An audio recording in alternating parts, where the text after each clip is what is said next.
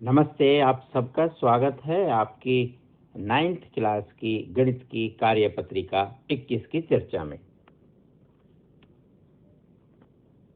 आज इसमें हम आगे पढ़ेंगे रेखाएं और कोण के बारे में।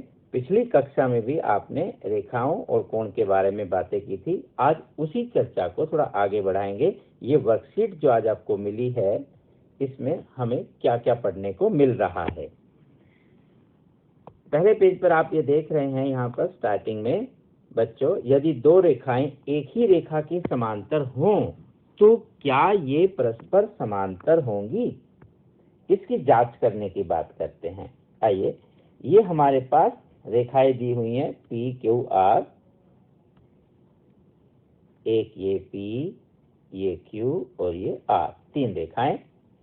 इसमें P और Q पैरेलल है, ये दिया हुआ समांतर का साइन। P और Q समांतर है, Q R के समांतर है, P R के समांतर है और P Q के समांतर है।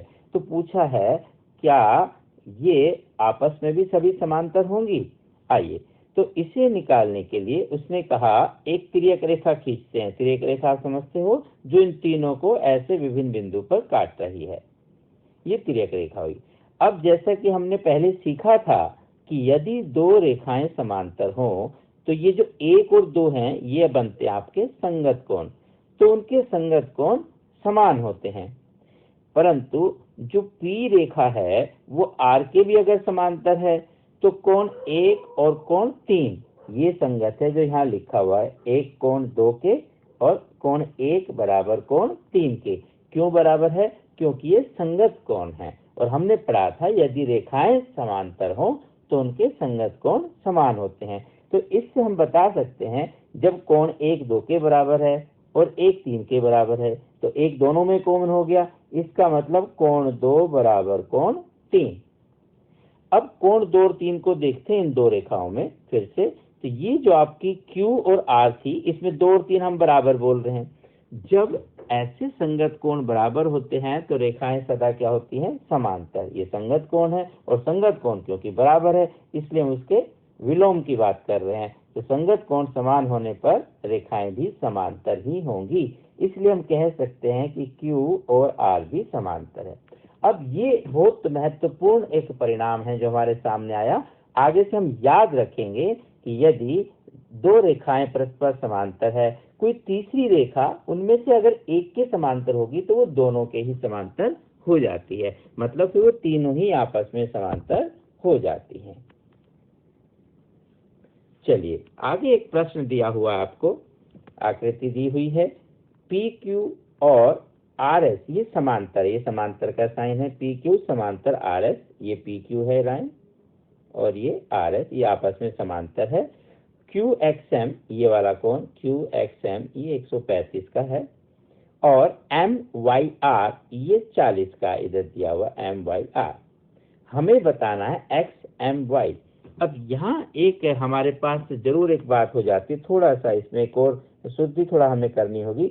एक्स एम वाई दोनों तरफ बन रहा है, ये भी एक्स एम वाई कोण बनता है और इधर देखें तो ये भी एक्स एम वाई कोण है। तो एक ये 180 से बड़ा है और एक 180 से छोटा, और जो 180 अंश यानी कि 180 डिग्री से बड़ा कोण होता है उसे प्रतिवर्ती कोण बोलते हैं। तो यदि हमें कहा जाए कि प्रतिवर्ती कोण बताओ तो हम ये बड़े वाला करेंगे जो हमने बाहर की तरफ लिया। अब इसने कुछ नहीं कहा है तो हम सिर्फ क्या करेंगे, अंदर ये छोटे वाला निकालेंगे, अलग रंग से बता देते हैं। एक्स एम वाई ये वाला ज्ञात कर रहे हैं नीले रंग से जो हमने किया। तो आइए इसे करने के लिए क्या करेंगे, हम अभी जो पढ़ा था कि तीन रेखाओं में अगर दो रेखाएं आपस में समांतर है और कोई एक और रेखा उनमें से किसी एक के समांतर हो जाती है तो वो दूसरी के भी समांतर हो जाएंगी। इसी का हम उपयोग करते हैं। तो यहाँ M बिंदु से इससे एक हमें ऐसी समांतर रेखा खींची, किसी भी एक लाइन के समांतर कह सकते हैं, जो कि नीचे यहाँ दिखाई गई है। तो यहाँ ये हमारी रचना का भाग हुआ कि हमने अपनी इच्छा से, अपनी मर्जी से M से होकर एक रेखा खींची जो PQ के समांतर है। अब PQ की ये समांतर, और PQ किसके समांतर थी? RS के। यहाँ S लिख दीजिए, इसने R लिख दिया गलती से। तो RS के समांतर थी, इसका मतलब तीनों ही आपस में समांतर हो जाएंगी, इसका हम उपयोग करेंगे। तो अब देखें क्या करते हैं। कोण QXM जो आपने बताया था 135 और XMB कौन सा XMB ये वाला, तो QXM ये वाला कोण और XMB ये वाला, ये दोनों मिलाकर 180 के होंगे। समांतर रेखाओं में एक ही ओर बने अंतः कोणों का योगफल सदैव 180 डिग्री होता है। इसका मतलब हुआ 135 जमा XMB 180 के बराबर होगा। अब 135 को इधर लाके घटाएंगे तो हमारे पास XMB की वैल्यू आ जाती है। तो ये आया XMB, यहाँ थोड़ा और बड़ा लिख देते हैं, ये आ गया 45 डिग्री। 180 में से 135 आपने घटा दिया। अब हम देखते हैं दूसरी रेखा में, ये और ये भी समांतर है, ये 40 है, तो ये कोण संगत कोण होगा। आइए दूसरे रंग से देख लेते हैं, ये वाला कोण इसके संगत कोण हुआ। समांतर रेखाओं में संगत कोण समान होते हैं, इसका मतलब ये वाला भी 40 का होगा। आप आराम से लिख सकते हैं। बस दिखाने के लिए थोड़ा सा एक दो लाइन लिख देते हैं, जैसे कि BMY MYR के समान होगा। क्यों? ये एकांतर कोण है, सॉरी संगत नहीं, संगत तो आपका कौन कौन सा होता, इसके साथ इधर लेते तब संगत होता। तो ये कौन सा हुआ? एकांतर कोण। एकांतर कोण भी समान होते हैं, इसलिए हम कहेंगे कि ये 40 है तो ये भी 40, तो एकांतर कोण होने के कारण हमने कहा कि ये समान है। तो कोण 1 और 2 को जोड़ दीजिए, क्योंकि इधर तो ये 40 आया और ऊपर कितना आया था? 45। तो 40 जमा 45 जोड़ेंगे तो कितना हो गया? 85। इस प्रकार हम ये बीच का कोण निकालते हैं, XM और Y। ये कोण का माप हो गया 85 डिग्री। और अगर प्रतिवर्ती बोलता बाहर वाला तो आप 360 में से लेस कर देते, वो प्रतिवर्ती कोण होता अगर पूछा जाता है तो। अब आपसे अभ्यास की बात की गई, आकृति दी हुई है, इसमें आपको Y और Z का अनुपात किया हुआ है 3:7 और X का मान ज्ञात करना है। रेखाएं दी हैं समांतर, AB CD और EF, ये रेखाएं समांतर हैं। तो देखिए इसमें जो CD और EF समांतर है नीचे, तो Z और Y के नीचे एक एंगल है जिसका नाम नहीं दिया हुआ, हम अपनी मर्जी से लिखें कोई भी नाम कहीं भी लेकर। तो ये एंगल जो अभी निशान से बनाया, ये भी Z हो जाएगा। क्यों होगा? एकांतर कोण, एकांतर अंतः कोण, अंदर की तरफ जो एकांतर कोण ये बन रहे हैं, रेखाएं समांतर होने पर ये कोण समान होते हैं। तो ये Z है तो ये भी Z ही होना चाहिए। ये सीधी रेखा है। अब ध्यान से देखें, सीधी रेखा पर जो सीधी रेखा है C और D, ये सीधी है स्ट्रेट लाइन, वो C और D या D से हम बात करें, वो इसे काट रही है। तो एक सरल रेखा पर दो आसन कोण बनते हैं तो उनका जोड़ कितना होता है? 180 डिग्री। तो Y जमा Z का जोड़ तो 180 होना चाहिए, ये Y और ये Z। तो हमने लिख दिया Y जमा Z बराबर 180 अंश। अब Y और Z दिया हुआ है कि 3:7 है। अब अनुपात मतलब एक 3 है तो दूसरा 7, एक 6 है तो दूसरा उसका डबल 14, एक 30 है तो दूसरा 70, ऐसे अनुपात उनका समान है, जिसको हम कुछ भी एक मान लेते हैं। तो हम मान लेते हैं एक को 3M मान लेते हैं और एक को 7N। तो अनुपात तो 3 और 7 का ही हुआ। वो M जो अज्ञात राशि है कि कितने का मल्टीपल होगा, कितने से गुणज होगा, वो हम ज्ञात कर लेंगे। आइए, तो Y प्लस Z बराबर 180 डिग्री। यहाँ हम लिखेंगे 3M Y की वैल्यू एंड Z की वैल्यू 7M बराबर 180 डिग्री। ये हो गया 10M। तो 10M अगर 180 है तो M की वैल्यू 10 से दोनों तरफ भाग कर दीजिए, 18 आ गया। तो Y क्या होगा? 3M, तो 3 गुना 18, 54 डिग्री। इसी प्रकार Z क्या होगा? 7M जो हमने माना था, तो 7 × 18 126 डिग्री। इस प्रकार आप Y और Z के मान ज्ञात कर सकते हैं।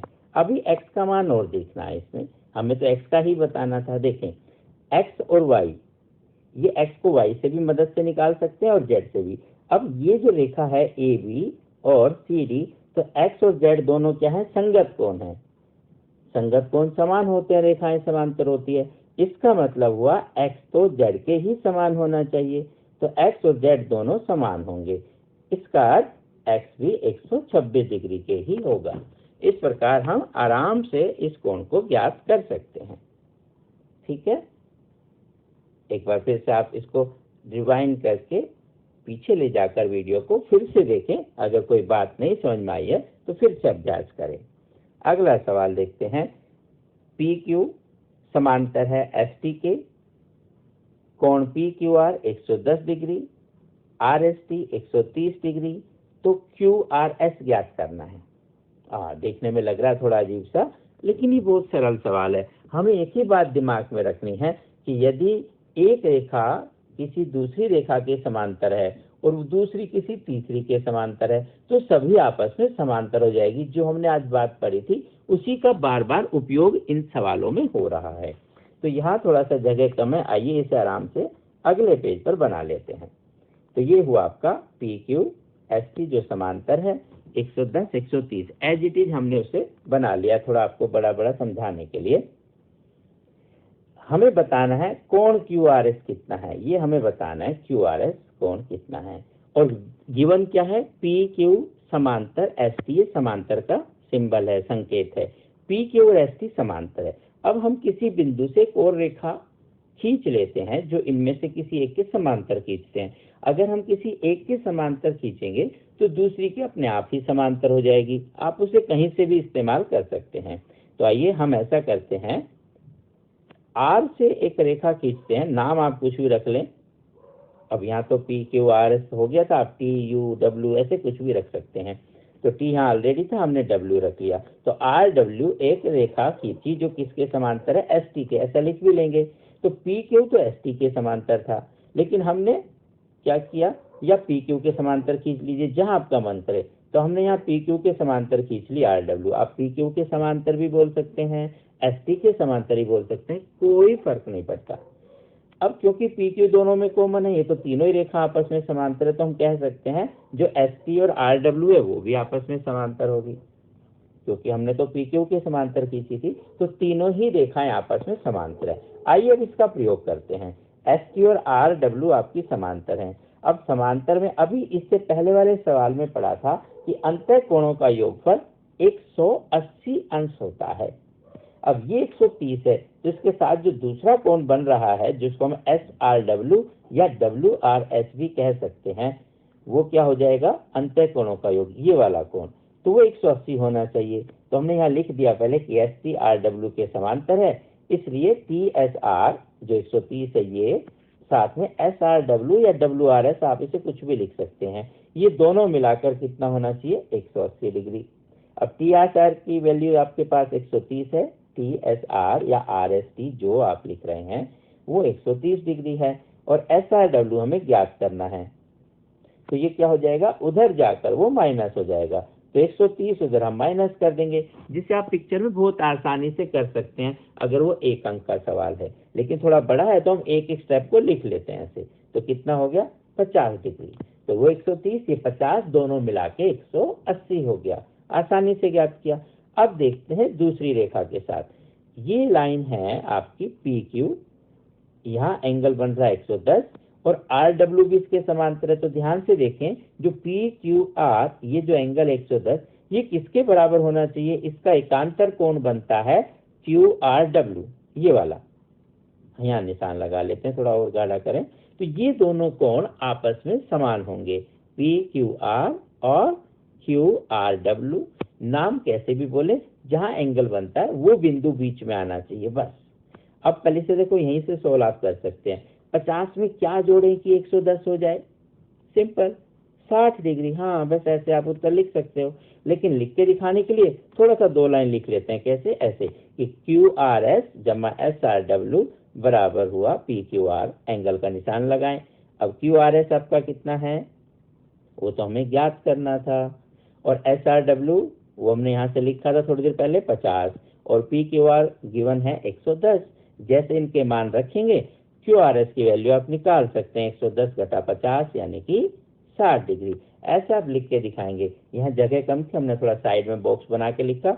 आप अपनी कॉपी के पेज पर नीचे लिखते हुए चले जाएंगे। तो है ना बहुत ही आसान, बस आप अच्छे से अभ्यास करते रहें। फिर मिलते हैं अगली वीडियो के साथ, तब तक स्वस्थ रहें, प्रसन्न रहें, अच्छे से पढ़ते रहें। नमस्ते।